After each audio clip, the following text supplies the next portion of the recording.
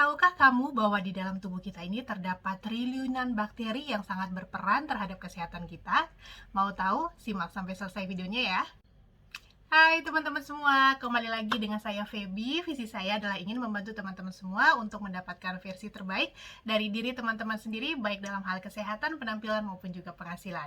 Nah teman-teman, di video saya sebelumnya saya sempat menyinggung tentang yang namanya mikrobioma di dalam tubuh kita ya.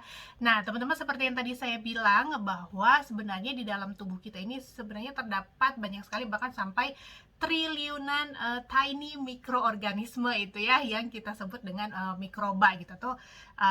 Kita suka belajar dengan bakteri, ada bakteri baik dan ada bakteri jahat.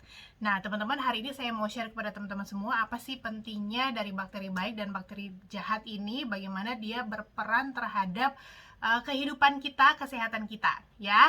Nah ini bukan kata saya, tapi saya mengambilnya dari hasil studi literatur saya ya teman-teman. Kalau misalnya mau baca juga banyak banget, tinggal googling ya, mikroba, atau teman-teman bisa googling dengan apa namanya, kata kunci itu mikrobiota gitu teman-teman ya, mikrobiota dalam tubuh gitu ya.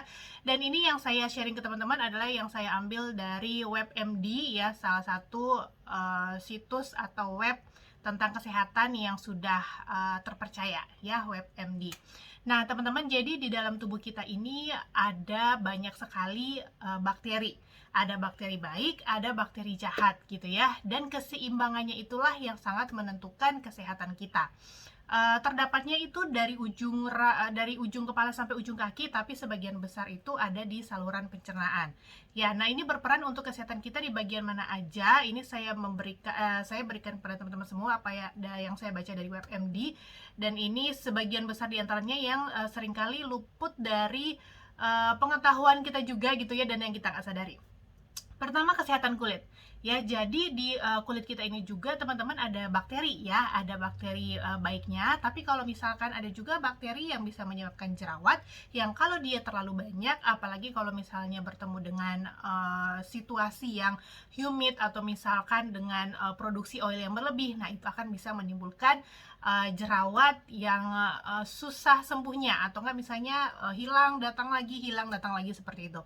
Nah makanya teman-teman, mungkin kalau misalnya ada yang bermasalah dengan kulit, entah misalkan jerawat yang tak kunjung sembuh gitu ya, udah berobat kemana-mana pakai ini itu tapi balik lagi jerawatnya, atau misalnya kulit yang cenderung bermasalah, misalkan sering eksim seperti itu ya, teman-teman mesti perhatikan juga kesehatan pencernaannya ya. Jadi bisa jadi karena ini juga masalah ketidakseimbangan mikrobioma di dalam saluran pencernaan kita teman-teman ya. Jadi kebanyakan bakteri jahatnya tadi tidak seimbang dengan bakteri baik ya. Kemudian yang kedua, berat badan ya. Jadi katanya teman-teman, overweight people itu, atau misalnya orang-orang yang dengan kelebihan berat badan itu punya cenderung lebih banyak mikroba yang sifatnya itu menyimpan lemak ya. Jadi udah memang dia overweight, terus punya mikroba yang cenderung sifatnya seperti itu, jadinya makin kayak lingkaran setan ya, udah agak susah turunnya gitu teman-teman ya. Nah ini sebenarnya berhubungan dengan apa? Berhubungan dengan terutama kebiasaan makan yang terlalu banyak lemak jahat gitu ya, kemudian terlalu banyak gula, karbohidrat, dan sedikit serat ya. Jadi makanya dimana-mana kan kalau misalnya kita suka bilang kalau orang yang mau menurunkan berat badannya, nomor satu harus perhatikan pola makannya ya, itu dulu yang dirubah. Oke, jadi teman-teman sudah tahu ya, sangat berpengaruh juga untuk berat badan. Kemudian yang ketiga itu kesehatan otak. Jadi ada namanya memang brain gut axis teman-teman ya. Jadi otak kita dan saluran pencernaan itu ada banyak sekali sel-sel neuron yang menghubungkan gitu ya. Jadi mungkin teman-teman bisa sering tuh merasa kalau misalnya lagi stres atau apa, bawaannya nggak enak perut gitu ya. Kalau saya dulu sering kali ngalamin kalau misalnya mau ujian gitu ya, stres waktu ujian koas, nah itu langsung bawaannya itu perut itu nggak enak, mual, mules, sedakinya saya diare gitu ya. Jadi memang ada banyak sekali neuron penghubung antara si otak dan saluran pencernaan ini. Dan teman-teman, para ilmuwan tuh katanya menghubungkan perubahan tertentu dalam mikrobiota usus ini dengan stres, depresi gitu ya, dan kecemasan. Jadi makanya ini maksudnya belum dipastikan banget bahwa perubahan itu yang mengakibatkan stres, tapi dihubungkan, ada hubungannya gitu teman-teman ya. Jadi makanya sangat penting juga kita untuk menjaga kesehatan saluran pencernaan kita, menjaga kesehatan keseimbangan mikrobiota dalam saluran pencernaan ini. Ya, kemudian yang berikutnya adalah kesehatan mulut. Jadi, teman-teman, di dalam mulut kita juga ini terdapat katanya 700 tipe bakteri ya di dalam mulut. Dan ada beberapa tipe, sedikit tipe di antaranya itu bisa mengubah gula dari makanan yang kita makan itu menjadi asam atau asid gitu ya. Dan kalau misalnya kita tidak rajin sikat gigi, si asid ini akan merusak enamel gigi kita sehingga mengakibatkan gigi yang berlubang ya. Jadi makanya harus rajin sikat gigi juga kan teman-teman ya. Oke, kemudian yang kelima, autoimmune disease. Jadi kalau autoimmune disease ini kan sebenarnya sistem imun kita itu menyerang hal-hal yang sebenarnya bukan nggak perlu, tapi dia menyerang tubuh kita sendiri gitu ya teman-teman. Itu makanya dinamakan autoimmune disease, mungkin seperti fibromialgia, lupus, multiple sclerosis, artritis gitu ya.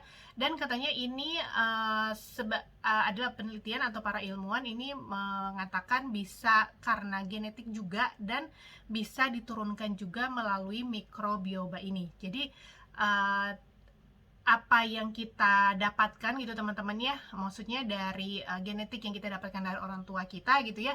Nah ini juga bisa berhubungan dengan jenis mikroba yang ada di tubuh kita gitu teman-teman, yang seringkali bisa menjadi penyebab juga autoimmune disease ya.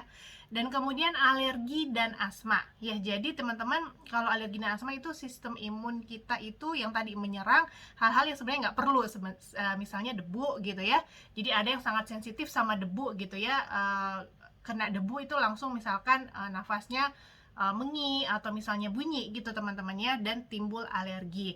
Nah ini katanya mikrobiota di dalam saluran pencernaan dan paru-paru itu bisa mengakibatkan hal ini juga gitu teman-teman ya, alergi. Jadi ada memang kalau misalnya orang alergi dan asma itu dia mempunyai jadi jenis mikrobiota di dalam saluran pencernaan dan saluran pencernaan dan pernapasan itu berbeda dengan yang normal ya. Dan ini kadang-kadang bisa dipengaruhi juga oleh penggunaan antibiotik dan kesalahan dalam diet.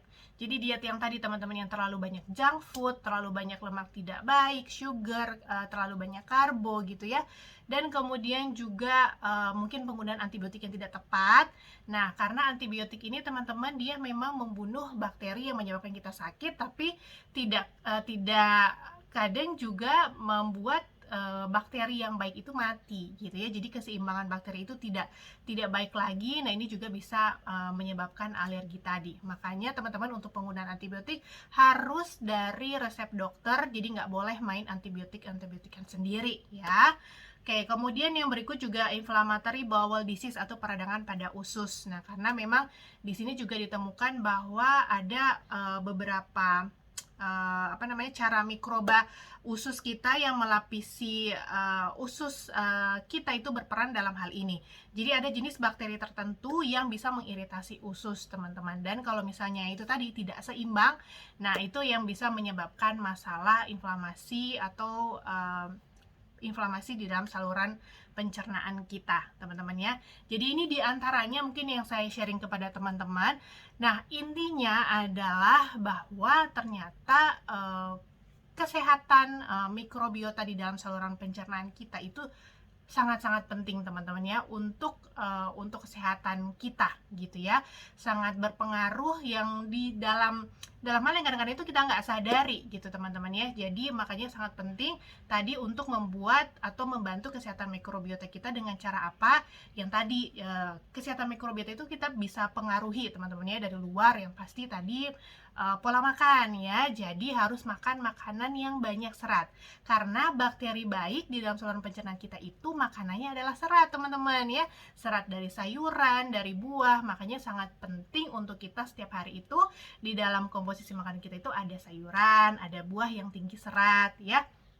Kemudian kita menghindari makanan-makanan yang processed food, yang junk food, tinggi lemak tidak sehat, tinggi gula, tinggi karbo. Nah, ini yang akan meningkatkan bakteri yang tidak baik tadi ya. Kemudian teman-teman juga bisa mengkonsumsi makanan-makanan yang banyak mengandung probiotik seperti yogurt, seperti gitu, atau makanan-makanan difermentasi. Itu sangat baik untuk meningkatkan bakteri baik di dalam saluran pencernaan kita. Dan satu lagi yang teman-teman bisa lakukan adalah dengan mengkonsumsi Agelock Reset. Nah, ini yang saya share di video saya sebelumnya teman-temannya. Jadi salah satu kerjanya si Agelock Reset ini adalah dia meningkatkan bakteri baik dan mengurangi bakteri jahat. Jadi dari hasil penelitian para ilmuwan Nuskin selama 7 tahun itu menghasilkan hasil seperti itu. Terbukti dia bisa mempengaruhi baik terhadap kesehatan dan keseimbangan mikrobiota di dalam saluran pencernaan. Jadi makanya berperang dengan mengubah sedikit itu teman-teman, itu kita bisa mempengaruhi begitu banyak aspek kesehatan di dalam tubuh kita ya. Jadi dengan mengatur pola makan ya, jangan lupa tadi makanan-makanan yang banyak mengandung probiotik, kemudian juga tidur yang cukup ya, mengurangi stres yang terlalu berlebihan ya, itu juga akan sangat mempengaruhi keseimbangan mikrobiota kita di dalam saluran pencernaan. Dan teman-teman juga bisa mengkonsumsi Agelock Reset yang sudah mulai tersedia di bulan Agustus ini untuk membantu keseimbangan dan kesehatan mikrobiota di dalam saluran pencernaan kita.